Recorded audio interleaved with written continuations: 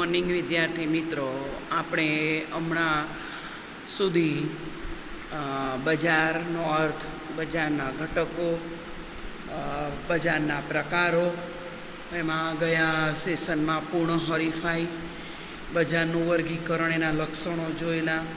પછી અપૂર્ણ હરીફાઈની અંદર ઇજારો અને એના લક્ષણો વિશે તમને સમજ પાડેલી. ફરી એકવાર કહી દઉં, ઇજારો એટલે કે વસ્તુનો એક જ વેચનાર એટલે કે ઇજારદાર. બરાબર, આ વ્યાખ્યા કોણે આપી? તો પ્રોફેસર સ્ટેગલર.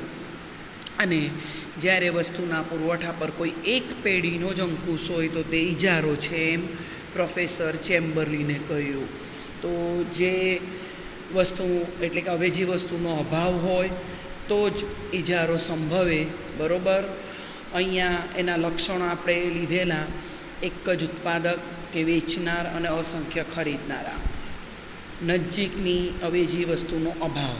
ઇજારો ત્યારે સંભવે જ્યારે નજીકની અવેજી વસ્તુ ન હોય, દાખલા તરીકે રેલવે. પછી ત્રીજું, નવી પેઢીઓના પ્રવેશ પર અંકુશ, એટલે કે કોઈ બી પેઢી નફાથી આકર્ષાઈને પૂર્ણ હરીફાઈની જેમ આવી શકતી નથી કે ખોટ જોઈને ઉઠામણું કરી શકતી નથી. એટલે એક જ પેઢી અને એનું અંકુશ હોય તો જ ઇજારો સંભવે. કિંમત અથવા વેચાણ પર કાબૂ. આગળ અસામાન્ય નફો અને કિંમત ભેદભાવ અને પેઢી એ જૂથ્યો. એટલે આ 6-7 જે લક્ષણો છે અને વ્યાખ્યા તમારે યાદ રાખવાની મોટા ક્વેશ્ચનની અંદર, એટલે કે પરીક્ષામાં પૂછાય 5 માર્કના ક્વેશ્ચનમાં.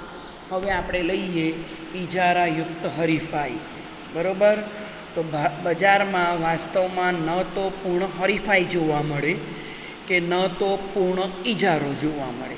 એટલે આ બંનેનું સહઅસ્તિત્વ હોય, એટલે કે પૂર્ણ હરીફાઈ એટલે કે હરીફાઈ પણ હોય અને ઇજારો પણ પૂર્ણ ઇજારો ન હોય. તો થોડો ઇજારો અને થોડી હરીફાઈ હોય તો તેને આપણે ઇજારાયુક્ત હરીફાઈ તરીકે ઓળખાવીશું. આજના યુગમાં ઇજારાયુક્ત હરીફાઈવાળા બજારોનું અસ્તિત્વ વધારે પ્રમાણમાં જોવા મળે છે. દાખલા તરીકે અમુક કંપનીઓની મોટર કાર વેચનારા, બરાબર, અમૂલ દૂધ પ્રોડક્ટ, સુમૂલ દૂધ પ્રોડક્ટ, એ આપણે ઇજારાયુક્ત હરીફાઈના ઉદાહરણો લેવાય કે ભાઈ તેમાં હરીફાઈ બી જોવા મળે અને થોડો ઇજારો પણ જોવા મળે. તો એની વ્યાખ્યા આપણે લઈએ ઇજારાયુક્ત હરીફાઈની.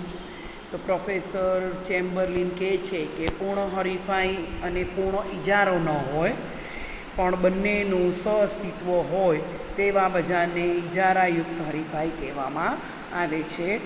કે ભાઈ થોડો ઇજારો અને થોડી હરીફાઈ.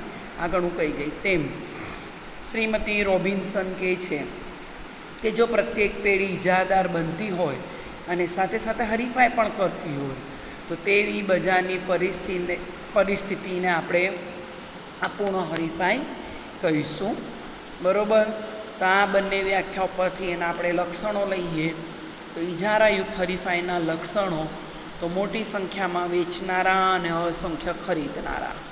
પહેલું એનું લક્ષણ છે મોટી સંખ્યામાં વેચનારા અને અસંખ્ય ખરીદનારા. તો પૂર્ણ હરીફાઈમાં અસંખ્ય ઉત્પાદકો કે વેચનારા હોય છે. ઇજારામાં એક જ ઉત્પાદક કે વેચનાર હોય છે, જ્યારે ઇજારાયુક્ત હરીફાઈમાં ઘણા ઉત્પાદકોને વેચનારા હોય છે.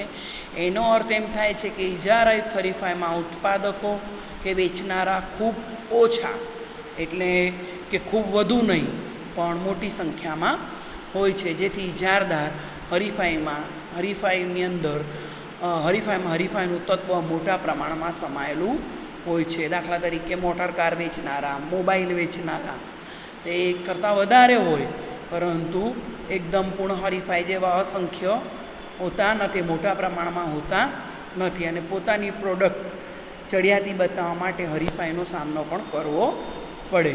તો જ્યારે ખરીદનારા બજારમાં અસંખ્ય હોવાથી તેઓ બજારમાં વ્યક્તિગત ધોરણે કોઈ મોટા ફેરફારો લાવી શકતા નથી. આમ ખરીદનારા વસ્તુની કિંમત ઉપર પ્રભાવ પાડી શકતા નથી. બરાબર, તો આમ બજારની અંદર અસંખ્ય ખરીદનારા છે. બજારમાં વ્યક્તિગત ધોરણે મોટા ફેરફાર લાવી શકાતા નથી. એટલે કે ગ્રાહક કે ખરીદનાર વસ્તુની કિંમત પર પ્રભાવ પાડી શકતો નથી. આગળ લઈએ તો વસ્તુ વિભિન્નતા.